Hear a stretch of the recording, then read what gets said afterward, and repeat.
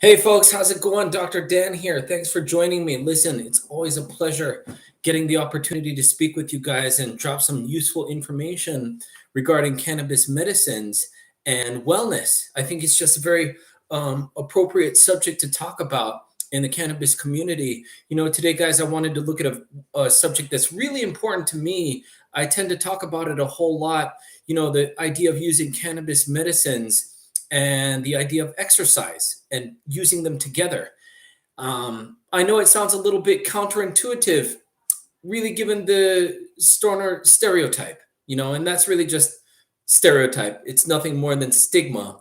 And really, the only way we can go about reversing stigma is really just being disciplined and applying our minds and our efforts to, putting forth the peer-reviewed data, the high-quality data that refutes these stigmatizing notions. All right. And today I wanted to look at the idea of cannabis and exercise. I think it's really applicable, seeing as how cannabis use has tripled.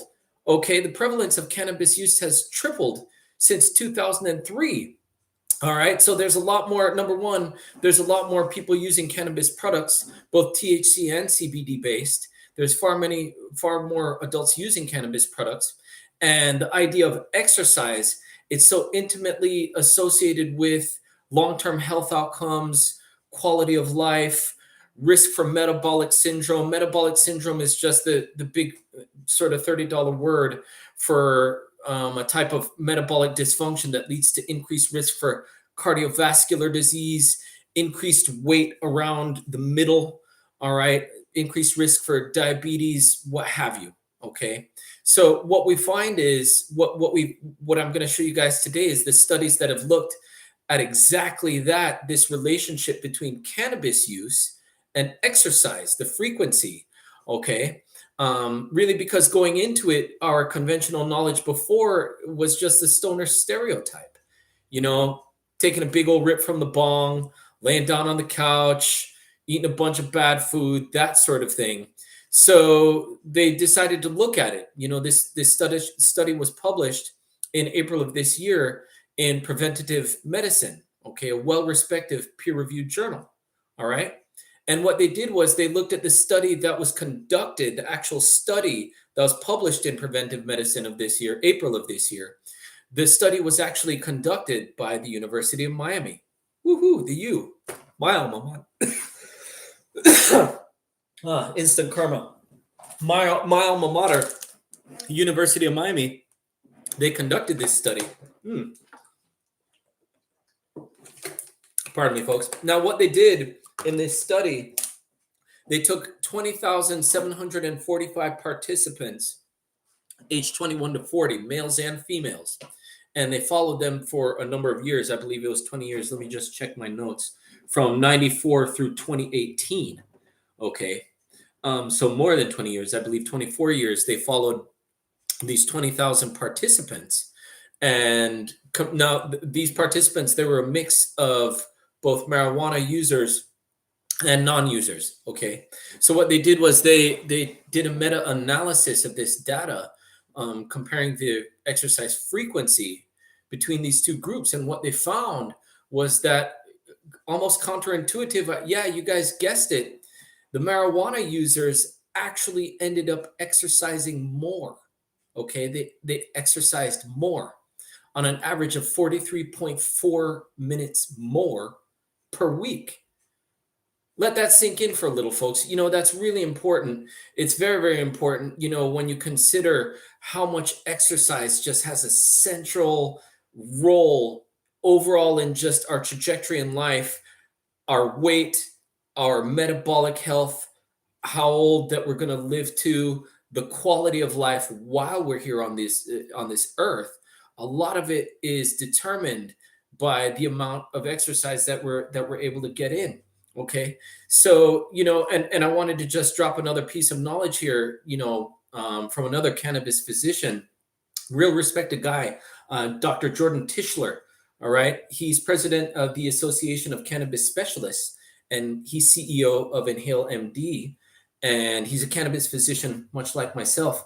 And he says, I quote, Cannabis quiets the ego, making workouts less stressful. All right. And it does this by gently stimulating dopamine production. All right. So that's word from Smart Cannabis Doctor. His words, not mine. But I will echo that when you can make a workout less stressful, okay, you can really, really incentivize the process. Okay. I know that, the great euphoria that you get when you take cannabis products, especially the THC based products, it really just quiets a lot of the unnecessary chatter in the mind that's based on our egos that makes us second guess ourselves and just really overthink things way too much. All right. It's exercise, it's a natural, enjoyable activity. And I think when we incentivize the process by using properly dosed cannabis, we'll increase the likelihood, obviously, from what we can see in this study, we increase the likelihood that we will perform some type of physical work. Now, one caveat that I did want to bring up in this study was they didn't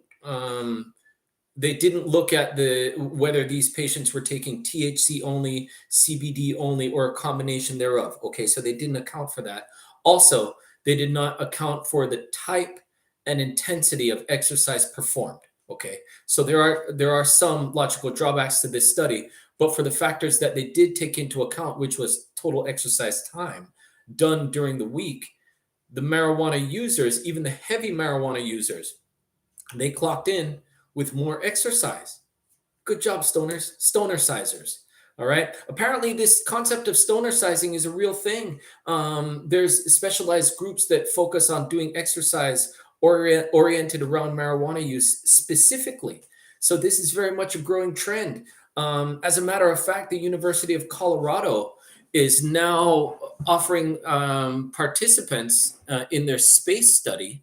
I'll get into this space study. They're offering participants $100 to look at this exact thing so they can get some more info on the correlation, this relationship between cannabis use and exercise. They're paying these participants $100.